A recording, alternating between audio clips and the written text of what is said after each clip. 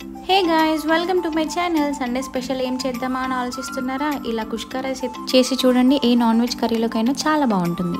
ముందుగా స్టవ్ పైన ఉన్న గిన్నెను వేడి చేసి అందులో ఆయిల్ ఇంకా నెయ్యి వేసి వేడి చేసుకోవాలి. ఇప్పుడు అందులో మనం మసాలా దినుసులు వేసుకోవాలి. అవి ఏంటి అంటే జీలకర్ర, సోంపు, లవంగాలు, దాల్చిన చెక్క, మరాఠీ మొగ్గ, మెయిన్ ఇంగ్రీడియంట్ వచ్చేసి జాజికాయ. ఇవన్నీ వేసుకొని వేయించుకొని తర్వాత 2 బిర్యానీ ఆకులు అయితే వేసుకొని వేయించుకోవాలి. అవి వేగిన తర్వాత అందులో సన్నగా తరిగిన ఆనియన్స్ ని కూడా వేసుకొని గోల్డెన్ బ్రౌన్ కలర్ వచ్చే వరకు ఫ్రై చేసుకొని పొడుగ్గా చీరిన 4 పచ్చిమిర్చి చీలికలు అలాగే పుదీనా కూడా వేసుకొని ఫ్రై చేసుకోవాలి. మూత తీసి అందులో అల్లం వెల్లుల్లి పేస్ట్ ఇంకా పసుపు కూడా వేసుకొని కలిపి సన్నగా కట్ చేసుకున్న 2 పెద్ద టొమాటోస్ ని కూడా వేసుకొని కలుపుకోవాలి. ఇలా కలిపిన తర్వాత అందులో కొంచెం సాల్ట్ వేసి 2 నిమిషాలు మూత పెట్టుకుంటే మన టొమాటోస్ అన్ని మెత్తగా మగ్గిపోతాయి.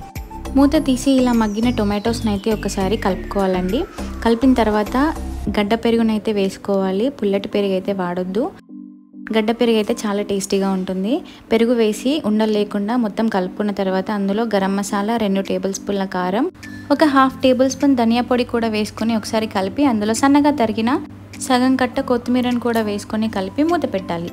5 నిమిషాల తర్వాత మూత తీస్తే మనకి ఇలా ఆయిల్ అనేది పైకి తేలుతుంది. అప్పుడు ఒకసారి కలిపి మనం ముందుగా గంట సేపు నానబెట్టుకున్న బాస్మతి రైస్ని అయితే వేసుకోవాలి.